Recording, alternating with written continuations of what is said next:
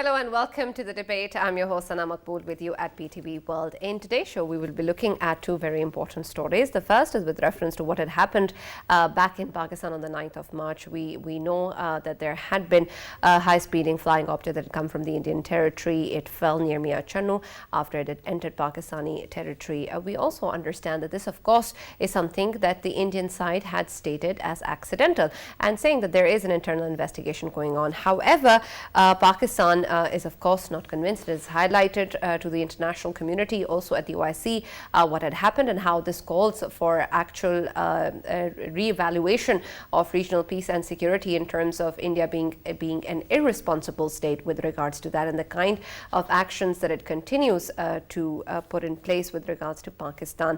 The National Security Advisor Moeed Yusuf also said yesterday that the world is beginning to recognize Pakistan's long-standing concerns about India as an irresponsible nuclear state. And also at the OIC session of the foreign ministers, there was an Islamabad declaration that came out which also put its weight behind Pakistan's stance as well. However, Pakistan's calls for a joint probe have not been adhered to by the Indian side, and we still haven't really seen an international response with regards to that as well. So what really is to be done with regards to that? What sort of options are there still in place for Pakistan, and what kind of weight can actually the Islamabad declaration at the OIC put into such matters, and what can be done? We'll look at that in further detail in our show today. Our second segment will also look at the relationship between China and India and how it has evolved in recent times. We understand that the Chinese foreign minister had been on a visit to India. We don't have much details regarding the conversation that happened and whether or not he is to meet the Indian Prime Minister as well. But this, of course, is an interesting development with regards to how India has always called for no such meetup prior to any de-escalation at the line of actual control. So we'll see what this particular meeting means, how it can, if it can, pave the way towards disengagement and talks between the two sides, how it's going to affect the border clashes that have existed for over 2 years now, and what sort of an engagement are we looking at in terms of India and China's relationship. All of this is going to be discussed in the debate today.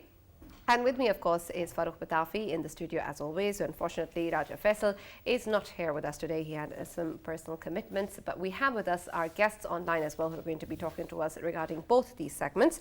We've been joined by Lieutenant General Retired Mr. Naeem Khalid Lodi, is a former National Security Advisor as well. Thank you very much, sir, for being with us. And we've also been joined by Dr. Adil Sultan, who's Dean Faculty of Aerospace and Strategic Studies. Thank you very much, Dr. Adil, for being with us in the debate. I'll start with you, General Naeem. When we talk about the situation with regards to Indian violations and the incident on the 9th of March, Pakistan, of course, has highlighted this issue repeatedly and has also talked about how this is not merely accidental and how it points towards a larger irresponsibility and perhaps a bigger threat for the region as well. We've seen now that the OIC countries have also backed the Islamabad Declaration and also supported Pakistan's stance on this matter. But what real value will the Islamabad Declaration actually hold in terms of consequences for India? Thank you very much. First of all, just one or two sentences about the incident, because I have a bit of knowledge about such strategic instruments. I think it is nearly impossible that such advanced missile can go astray and can become a rogue missile unless somebody is deliberately doing it. This is my conclusion, and because we know that there are multi-layered controls which can inhibit any such firing attempt. And secondly, that how did it turn and came towards Pakistan? So in my own opinion, it was there to check our responses, to map our responses as a matter of fact, and also to show to Pakistan that we, in our parlance, we call it escalation dominance, that we dominate the escalation ladder. We can do something and you will not be able to retaliate or something of that. This is what I think. And of course, Pakistan's response has been, I would not say very satisfactory as far as I am concerned. And I'm not going to discuss that what could have Pakistan done, because some of those things are, not to be talked on TV. But I think as far as the diplomacy is concerned, Pakistan has done well so far, except for two things. One, they should have got, Chinese statement, very strong Chinese statement, although they have given a statement, because this sort of rogue attempt, or let us say, even if it was a mistake, it affects China also, because they are also a nuclear neighbor. So the stance should have been, a collective stance of China and Pakistan. And secondly, it is such a serious incident. It should have been taken to UN Security Council with the help of China.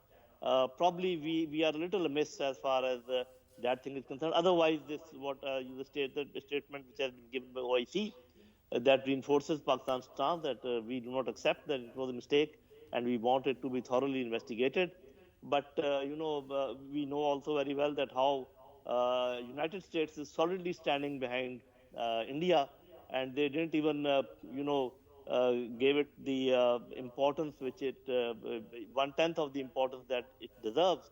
And they just said that yes, we have heard about it, and they say that it is an incident, and we have no reason not to believe India. So that way, Right, I and would say that, of course, is a major question when we talk about the international response, and Pakistan actually reiterating this again and again, that there needs to be an international concern coming out from this as well, since, of course, India is a nuclear armed state and it needs to be responsible in terms of its actions. However, this case actually proved that this is not the case, and that this is something that needs to be seriously looked at. However, we don't see that sort of an international response as well. Dr. Adil, when we talk about the OIC and the Istanbul Declaration, or perhaps even the UN, even if we bring up this issue, even if we go to international bodies, is there an international body who's looking after such instances? Is there a mechanism to look after such measures and actually do something about it? Who are we really approaching?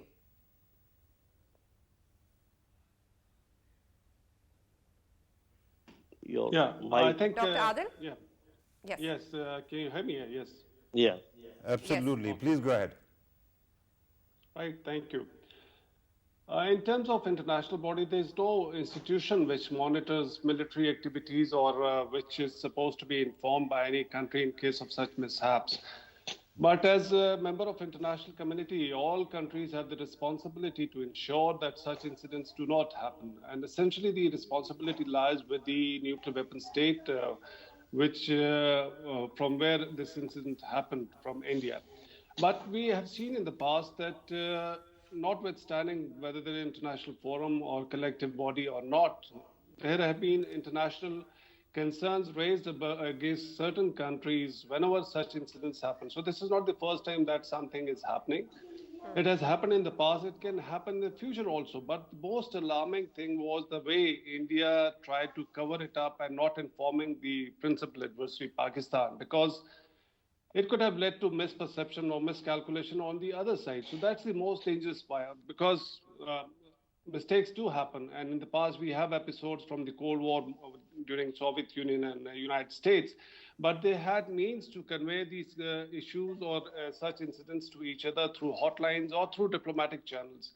In this particular case, what we have seen, that till Pakistan revealed this, India did not admit this has happened. And this is very strange. And this also indicates there are serious flaws or gaps in India's command and control system, where the operators, they do not have communication channels with the National Command Authority.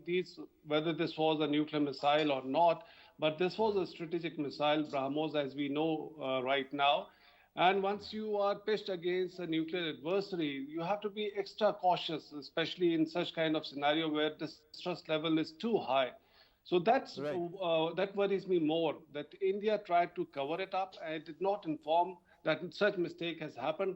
And probably we can take it for because India may not have known because they didn't admit their command and control system or the commanders, they didn't know about this incident till the time Pakistan revealed this fact. Right, Dr. Sultan, there are two questions that I want to ask at this moment. As General Saab earlier said, that at least in his view, this was a deliberate attempt to gauge Pakistan's defenses and responses. I want your explanation. Do you trust India's explanation? That is one question. The second one, you said there isn't any body as such where this issue can be raised. It reminds me of our own concerns or reports that appeared in newspapers some 10, 15 years ago that led to, Dr. A.Q. Khan being asked to speak on record. Sir, why is it that when it comes to Pakistan, we see all the pressure coming from the world, but when it comes to India, there is silence all the time? Absolutely, and this has always been a case because India is a strategic partner and India can get away with such kind of follies. And that is why the West or the major powers, they are not raising any hue and cry. Had it been Pakistan, I'm sure all the Western think tanks and other international community countries, they would have raised these concerns of strategic stability in South Asia and the implications of such dangers. But we are living in this real world where major powers have their vested interest in our neighbor, and this is not the first time. There have been several other episodes of nuclear theft, also uranium theft in India, and we didn't see any hue and cry by the international community. Let me clarify. And your once we, I explanation talk as to about what that happened? there is no international body. What I was referring to, that military command and control is the national responsibility. So there is no international body to ensure that or to control that. So that remains with the nation. But in case of such episodes, once the inquiry findings are made clear, and if it comes out that there was a serious flaw in command and control, yes, you can take this issue to United Nations, you can take this issue to other international forums to highlight the dangers of such lax control in South Asia, where a missile is fired and the command and control, they are unaware of that. Coming All to right, your first point. Right. Farrukh, something General Naeem also said earlier was with regards to China, and perhaps that with China's support, when we take it to the UN, it maybe adds more value and there could be something done about it. Has there been any statement in particular with this incident from the Chinese side? And do you believe that there can actually be substantive value if China and Pakistan together bring this issue up? Right. I think it is a huge, huge concern, Sana. First, it was China that responded almost immediately after Pakistan, flagging this issue and demanding some explanation. We saw that India was trying to actually bury this matter. Their response didn't come automatically. They didn't give us a detailed explanation. They only talked about some kind of technical issue. Now, what kind of technical issue was that? We don't know. What kind of failure was there? Whether it was systemic failure, some kind of command and control problem, or perhaps there were some rogue elements involved. That is a huge concern, and that's why I think Dr. Moeed Yusuf's statement actually holds a lot of weight, that the international community is observing what exactly is going on. Otherwise, India could not have actually come on record and stated anything at all. Right. Remember, it could have led to some kind of nuclear escalation as well. And secondly, if it was truly some kind of faulty system, imagine if this missile was nuclear tipped or it had some kind of warhead. What exactly would have happened then? These are big issues, and that's why I have to actually go back to General Saab once again with your permission. General Saab, you have seen the statement coming from Dr. Moeed Yusuf.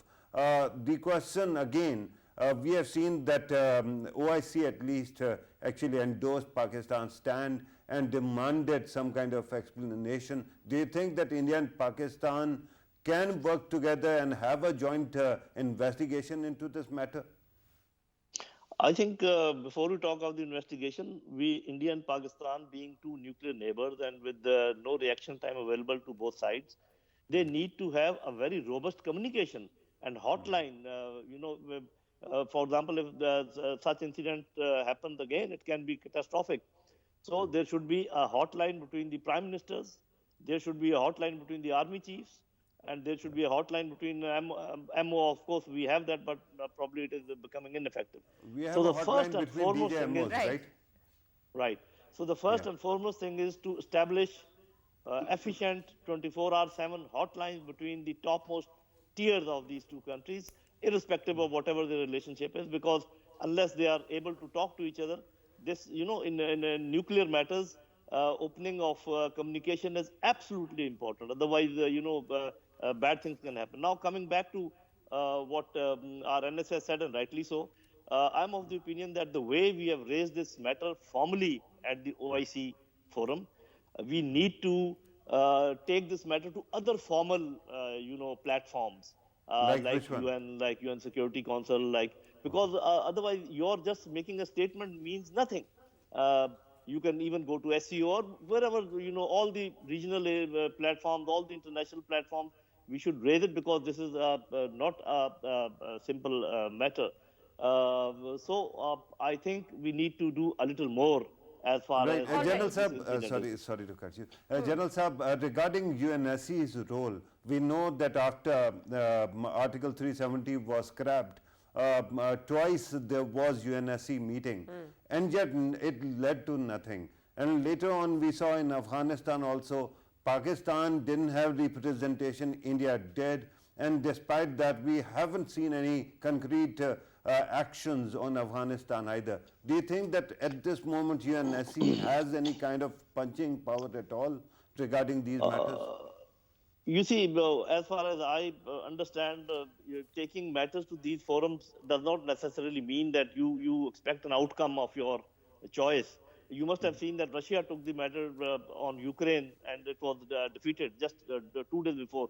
It doesn't mean that Russians didn't know that what will happen to whatever they go and tell the United Nations Security Council. So I think if you just raise that issue, whatever is the outcome, it at least attracts the attention of the world because that is a serious platform. So that was possible that China, and even now it is possible that China and Pakistan should collectively raise this point. Whatever happens later on is of little consequence. At least it will All attract the right, but attention. of course, we want our efforts to actually materialize into some tangible change and some tangible consequence as well. Otherwise, what's the point of those efforts as well? Dr. Adil, the communication aspect that General Naeem was highlighting is important. But for that, of course, it's also important that we have sane elements at the table as well. We have elements who are actually willing to go forward with responsible negotiations or talks, or actually have displayed some sort of character in terms of being able to sit at the place that they are sitting in. We don't really see that from the Indian side based on any and every of their actions, both within India as well and in terms of their foreign policy choices. How are we then to move about any sort of communication with India when A, the Kashmir issue is still at hand, their unilateral actions have not been reversed, and B, the kind of actions that have been taken both within India show that they're probably not, they're not going to be as effective on the table as anywhere else. And sir, I will request you to answer the second half of my earlier question as well regarding what you believe happened. Was it an accident? Was it some kind of rogue elements that did this, or it was deliberate? Okay. First about the lines of communication. Interestingly, foreign secretaries of both sides, they agreed, maybe it was, I think, 2004, to have a joint, to have a hotline between the two countries, since we are nuclear weapon states. But unfortunately, that hotline has not yet made operational as yet, or not been used in the past crisis also. That was for the same purpose, that as nuclear weapon states, and since foreign minister is part of the NCA, he's deputy chairman of the National Command Authority. So that mechanism was put in force and it was agreed by both sides. But we have seen over the past several crises that this hotline has never been made operational or used. In this particular case, if there was a hotline and used by India, it would have been beneficial to build that trust at least, because as I said, incidents can happen. So if you communicate to the other side, you are lessening their fears, you are working towards strategic stability. But like you said, if there is no rational actor on the other side, and as we saw in 2019 Balakot crisis, also the kind of statements made by Modi at that time, Katal Kirat and so on, we don't see that kind of rationality on the other side, and that is more alarming. That, like I said, incidents can happen, but if your opponent is irrational, then the dangers are to the entire region and to the entire world, in case it was a nuclear weapon. But this was probably a conventional weapon, BrahMos. Coming to Pitafi Saab, your first earlier question. I have a different take because if India wanted to test Pakistan defenses, India would know that this is not a period of crisis. So the wartime crisis or wartime deployments and the crisis deployments are different from the peacetime deployment. And why I'm saying this thing is because we have heard in social media also that why Pakistan was unable to intercept. That is because we are in peacetime. This is not a crisis deployment. And you are not expecting such an action from the adversary. So that's why it was a kind of surprise also, you would say, because you don't expect such incidents happen from a nuclear weapon stage. But in future, if these are the trends from the other side, maybe Pakistan would have to be more cautious and do the needful in case of any such episode in the future. Right, and General Naeem, when we earlier spoke, you mentioned this that you truly believe that, of course, this is not accidental, and the way that missiles actually work, it's quite obvious. And perhaps experts like yourself around the world also will be able to look at this incident in a similar manner and be able to understand it without any investigation or explanation. But of course, the way that things are played around international politics is different. Will India's apology or its regret, there wasn't even an apology, there was a regret that saying that this was accidental, be enough to take away from Pakistan's efforts to actually highlight this as a major issue and a major concern for the international community? Can that be used as a reason or an excuse to back away from any serious investigation into the matter? And General Saab, since we are also talking about a lack of nationality on the other side, one miracle that we saw a couple of years ago, actually 1 year ago, was this LOC agreement and revival of LOC agreement. So that means that somewhere diplomacy is also working. Do you think that those channels can work here as well? I think yes, because excuse me, both sides who are actually, I'm talking about the armed forces who are dealing with these nuclear assets, they understand very well the dangers which are there in case such things happen. So if it is initiated by the right quarters, I think it will be taken heed of, and I think the international community will be very happy if this thing happens. Now, I will just try to make a point that we keep on asking that why the international community is so mute about Indo-Pak, relations, and they seem to be, not alarmed once these two nuclear neighbors they look into each other's eyes and such things happen. My own take on this is, and I do not insist on that. Uh, Whenever two nuclear neighbors, if one of them is very aggressive and the other one is not that aggressive, then the international community is not worried. And that is what has happened in our case. Those who understand the theory of deterrence, they understand very well that there are certain mandatory actions which you have to undertake in case you don't want your deterrence to dilute down or to water down. I think and I may suggest to our strategic thinkers that, in my opinion, our deterrence is getting lower and lower with the passage of time, and it is because of our muted reactions.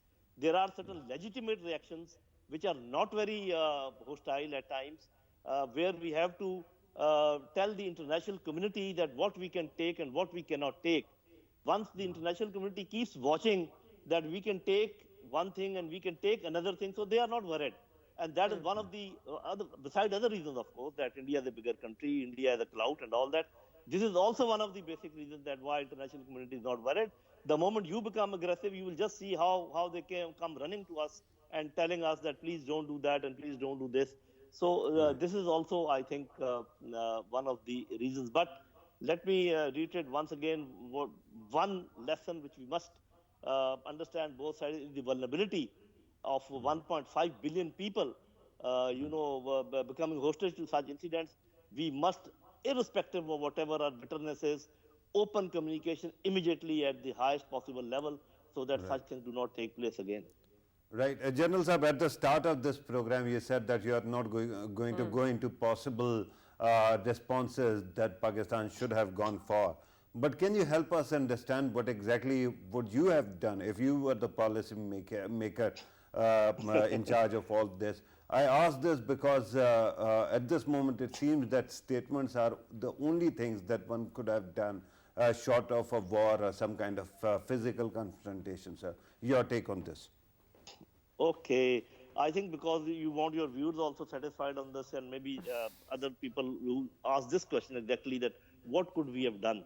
You know, there's a term known as shot across the bow, which means that you launch a missile, you can tell your opponent that we are launching it. It will land in a place which is of no significance. For example, the territorial waters or the EEZ of India. We launch a missile, telling them that we are doing it because you have done it. So we will show you our prowess, that we can also launch a missile, we can control that missile. It will give no harm to you. And I think this could have been done. One of the ways, of course, Dr. Adil can give his view, but trying to be sane in strategic matters and trying to stay cool in the face of all such, actions actually lowers your deterrence thing. And that, I think, should not happen, especially Pakistan being a smaller country, being a weaker country, cannot speak weak, cannot act weak. All right. So, Dr. Adil, your take also on the fact that whether or not such actions actually lower our deterrence. And also, last question in this segment before we move on to the second one is with regards to the internal investigation that India keeps highlighting about, if it comes up with any conclusion that it can possibly, are we still going to be able to have a strong case to present to the UN or any other body that has been highlighted before if their investigation does indeed go in their favor, which of course would be because it's their own internal investigation?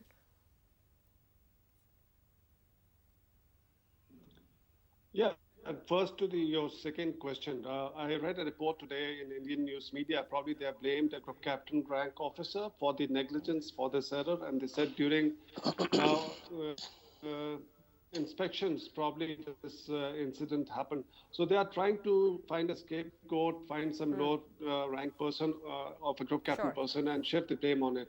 But it's a failure of their command and control, which is headed by the Prime Minister, because the political leadership was not aware what had happened until the time the Pakistan told them, this is your missile which has come to our territory. And before that, probably the political leadership didn't know. And I have a hunch that the military, who were the operators, they tried to cover it up, and they thought Pakistan wouldn't make it public, and Pakistan did the right thing. On the responses, I think I'll partially agree to the deterrence theory that General Lodi was talking about. In nuclear, sometimes you have to say what Thomas Schelling said a long time back, rationality of irrationality, because at times you have to become irrational to convey to your adversary that we can become irrational under certain circumstances. But this was not the episode where probably tit for tat response was needed from the Pakistani side, because we are a nuclear weapon state. We are talking about 1.5 billion people. So if an error has happened, I think the good thing was the correct assessment from the Pakistani side that this is probably missile gone awry from the Indian side, probably mistake, because if we had responded, who can guarantee escalation control between the two nuclear armed neighbors? Probably no one, because the kind of sentiments we have, the public pressures on both sides we have, if something happened and Pakistan had responded, and where do we go then? So I think once you are a nuclear weapon state, you have to be very rational also, sometimes irrational also, but you have to think at a larger strategic level the consequences, because nuclear weapons are not something to be used. These are for deterrence purpose. And by our action, I think we have demonstrated to the whole world that our nuclear command and control, our analysis assessments was correct. And what was wrong was on the other side. And it is up to India to explain to the international community what had happened. Once the things are clear, probably then we can take further steps and raise this issue at all forums and also to the international community during our bilateral interactions. One last sentence on this. Right. And General Sahab, I'm going to come to you, sir. But before that, Dr. Sultan, it seems that General Sahab was, his concern is about state rationality, that this doesn't become the new thing, that India keeps on chucking missiles at you and you don't do anything. And the problem, sir, India, if Pakistan has good and robust mechanism, does it not also show that India is responsible? If it is, where are the consequences? This was the concern that General Saab perhaps was raising, but I have to go back to General Saab. General Saab, does it not mean that Pakistan should be investing more in interceptors, creating more interceptors, so that if some missile is lobbed at you, you can actually prevent it, stop it mid-air? The first thing is that to intercept a missile like BrahMos or our missile like Babur is a far cry, and it's not very easy. Probably even India's S-400 system will not be able to do it. This is what I think. But as Dr. Adil also said, that these were the peace times, and we were not fully geared up to even show our ability to intercept such a thing.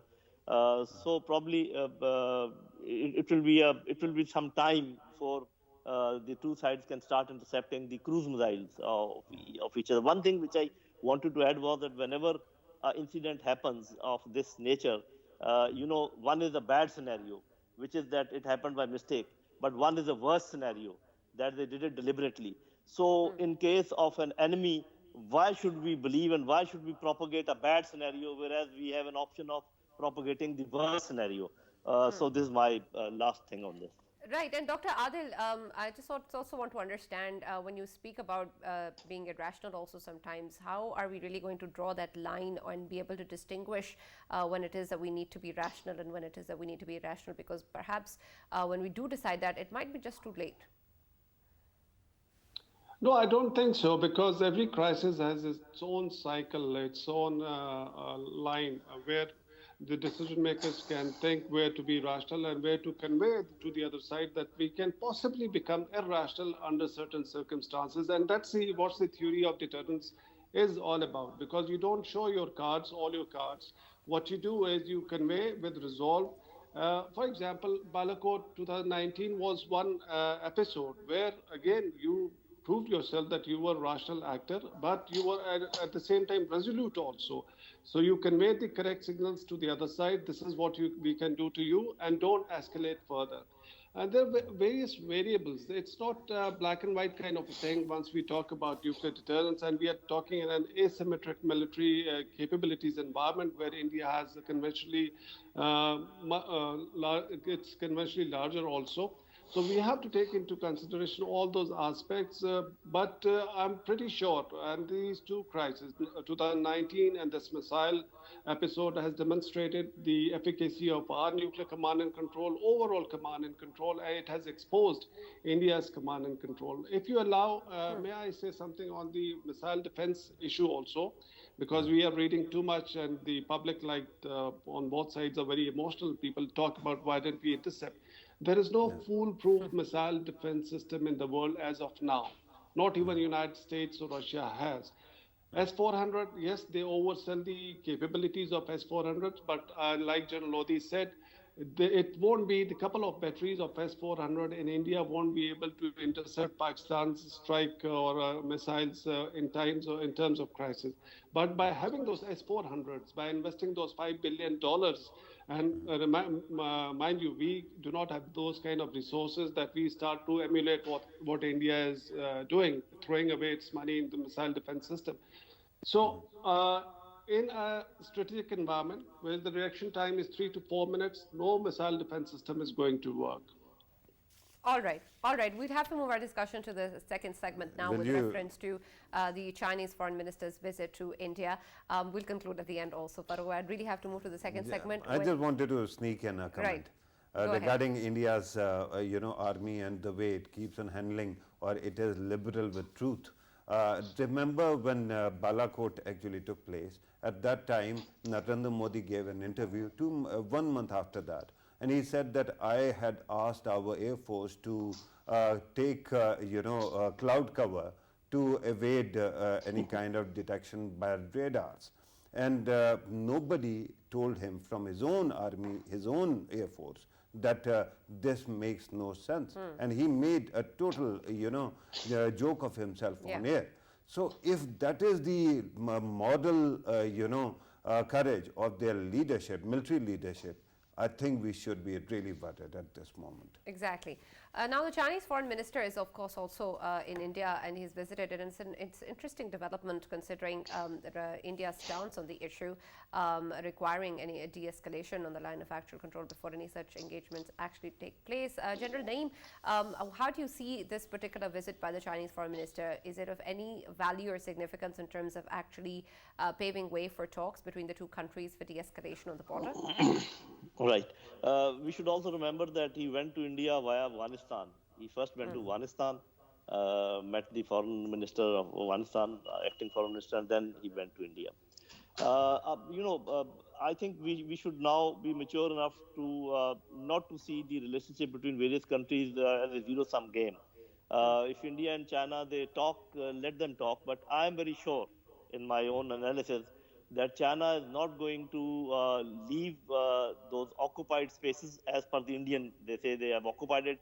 Chinese say they have just retrieved their own territory because it is so close to it. It oversees some very strategic areas which provide some depth or some protection to Silk Route, which is between China and Pakistan. That they will never renegade from whatever they have done so far. But yes, they want to maintain that position and still talk to India. This is my take. And Indians must be naturally trying. For India, it is a good thing that the Chinese foreign minister has gone to India, and they will highlight it very much that the high-level talks have taken place and all that. But I don't think for Pakistan, it should be any worry. But there is a lesson for Pakistan that you can talk to your most bitter enemies as long as you think that the talk will give some benefit as far as our own interests are concerned. So that is the lesson which I would take. But what's the benefit here? What's the benefit here for China? I think if India, because China has demonstrated it very clearly that if India is expecting some retreats from wherever they wanted to retreat, they have already done that as far as China is concerned. And wherever they are today, I don't think they are going to concede any more territory, whatever they have captured.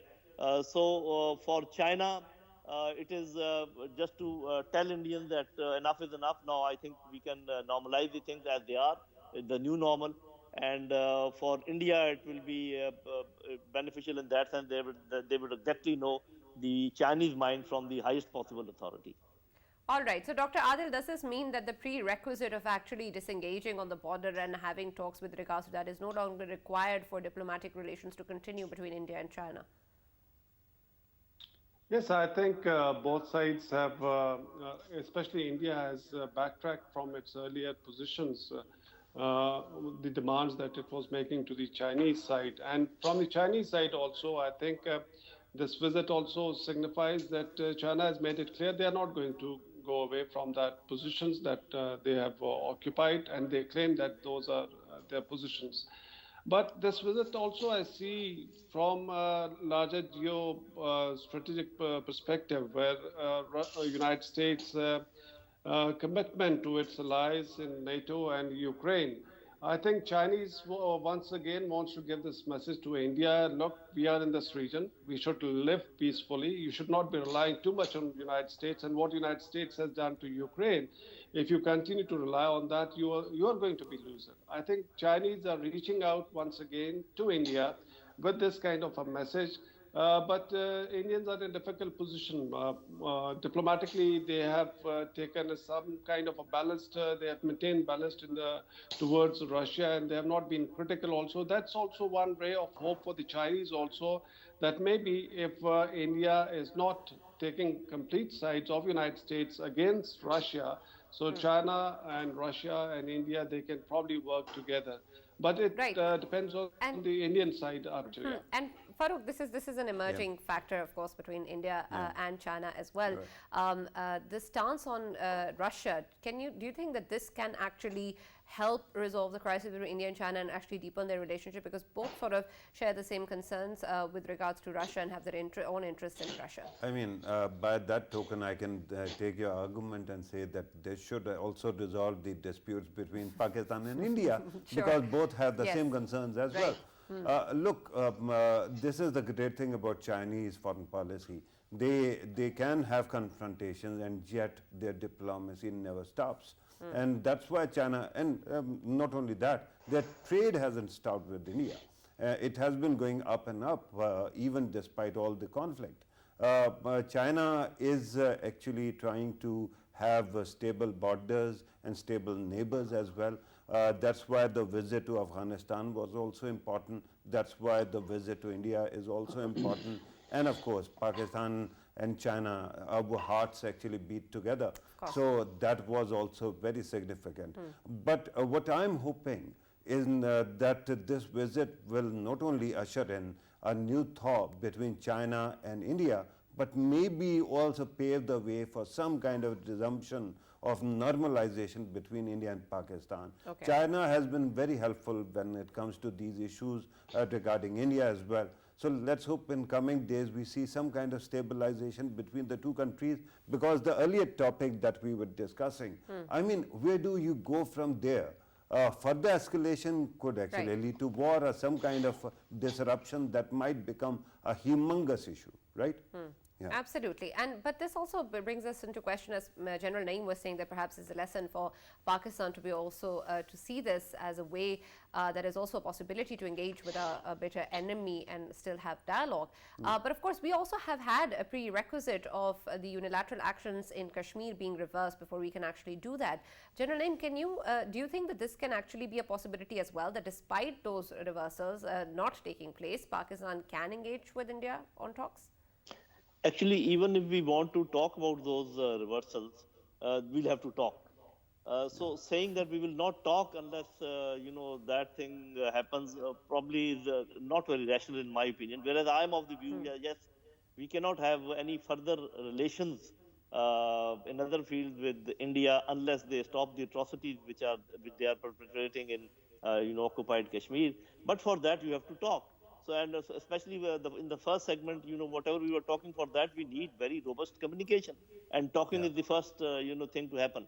As far as the Indo-China relationship is concerned, I think it is also appended with the Quad arrangements, which India is a part of, which Americans have made. So, yes, I think because India has shown some reluctance to fully put her weight behind America as far as the Ukraine crisis is concerned. So Russia and China, they see an opportunity to once again try to engage India. Whether that happens or that doesn't happen, that has to be seen. But as long as this, pinprick, or I would say a big prick, India being a part of Quad, as long as that stays, I don't think that diplomatically the relations between India and China can really become normal. Of course, other things notwithstanding as far as economic relations are concerned, and this and that.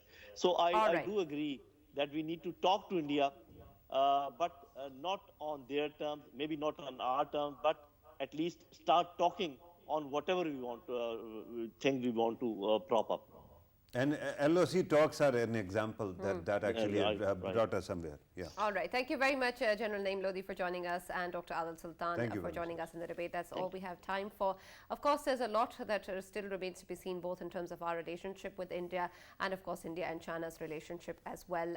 But, of course, at the end of the day, as we were discussing, it is important for us to realize that we're irresponsible, a nuclear armed state, and we need to act accordingly. Perhaps an expectation a bit much from India, but that is what is needed to move forward in a positive direction. That's all from the debate. Have a nice week and see you Monday.